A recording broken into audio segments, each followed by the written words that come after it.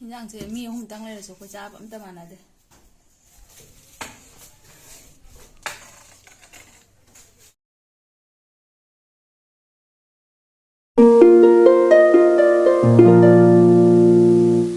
Hi everyone, welcome back to my channel. Ngasi ki video sidi daily vlog oideni. Daily vlog si gaina kai kai to bai do mayam dum share to jarage adudi punna video do ina mayam jeminarasi.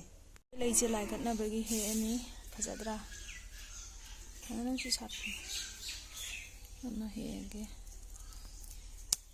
Like na bai. Asi juba ko sumse pink color na ko pink awa do. He ge like.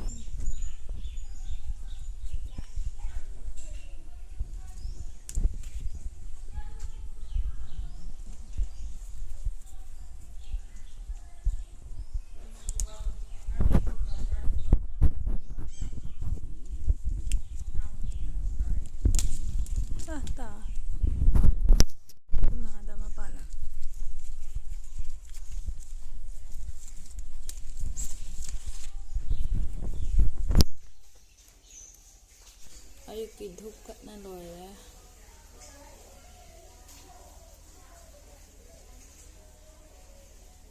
Ena mangon kunat.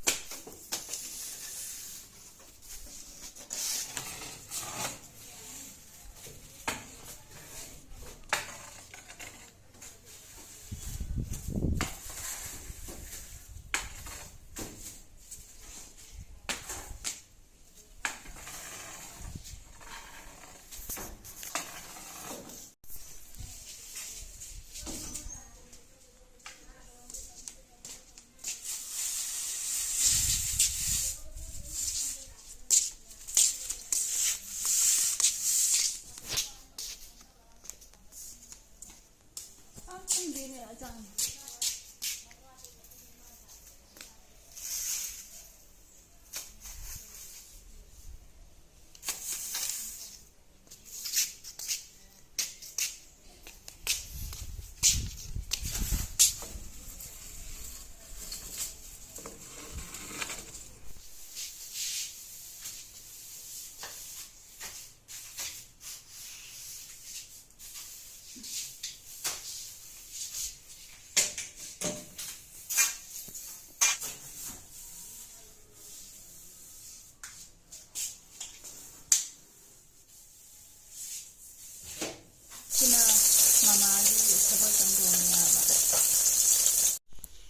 Boriga thong na bai machan siga leijare lafu leire khamen simi leire mula alu siga thong jarage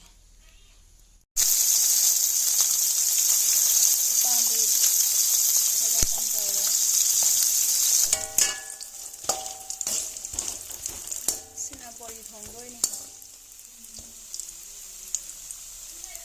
ana ngothoi ni aba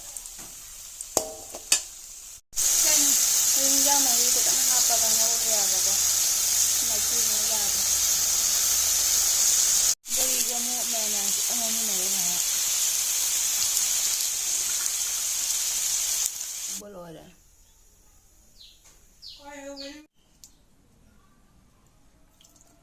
sebol chandong ne ba ko akhoi ma gi nan thong bane ba do ai ngasi taste tor ke bi chaning dia ba sebol chandong je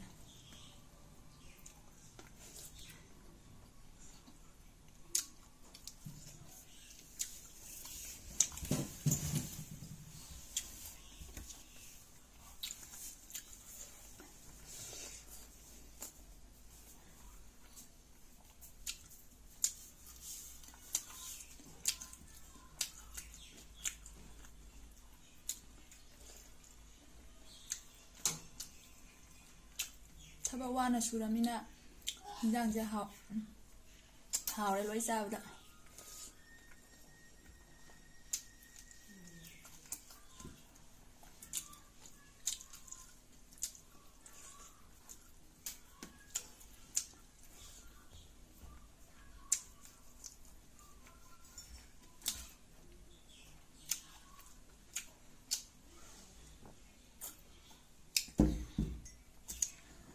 jam phajana thongba gi video se hapangam deba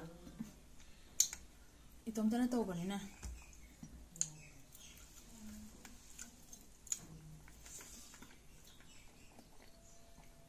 ꯕꯣꯔꯤ ꯊꯣꯡꯕ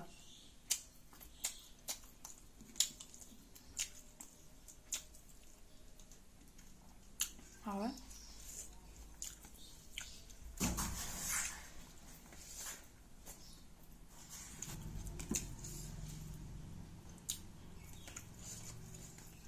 ꯑꯆꯝꯕꯁꯦ ꯍꯥꯟꯅ ꯆꯥꯕ ꯂꯣꯏꯊꯣꯛꯈꯤꯒꯦ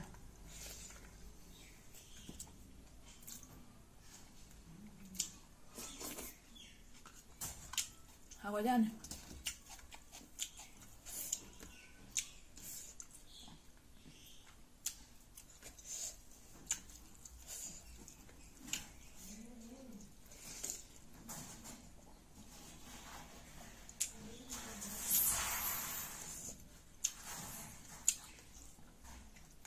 ꯄꯥꯝꯕꯤꯗꯤ ꯐꯖꯅ ꯆꯥꯕ ꯄꯦꯜꯂꯦ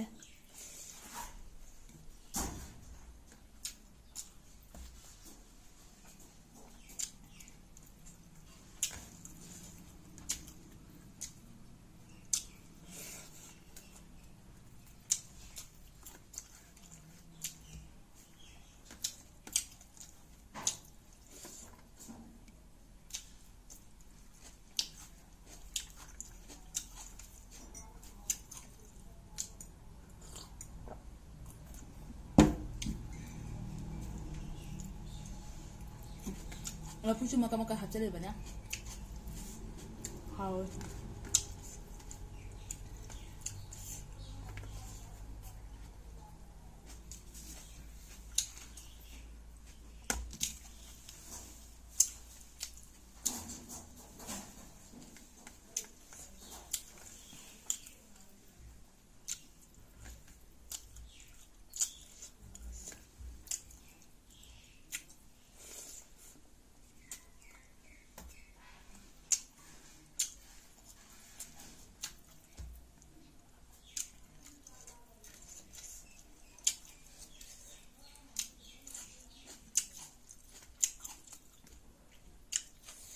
ꯅꯤꯡꯊꯝꯊꯥ ꯆꯪꯉꯕꯅꯤꯅ ꯃꯆꯜꯁꯦ ꯐꯔꯦ ꯆꯥꯛ ꯏꯟꯁꯥꯡꯁꯦ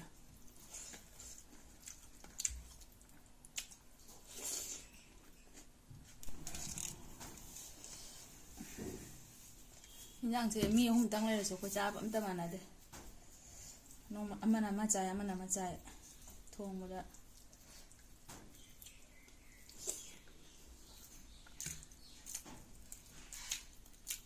ꯉꯥ ꯊꯣꯡꯉꯁꯨ ꯆꯥ ꯃꯥꯟꯅꯗꯦ ꯑꯃꯅ ꯃꯣꯔꯣꯛ ꯁꯥꯕ ꯑꯃꯅ ꯁꯥꯗꯕ ꯑꯃꯅ ꯆꯝꯊꯣꯡ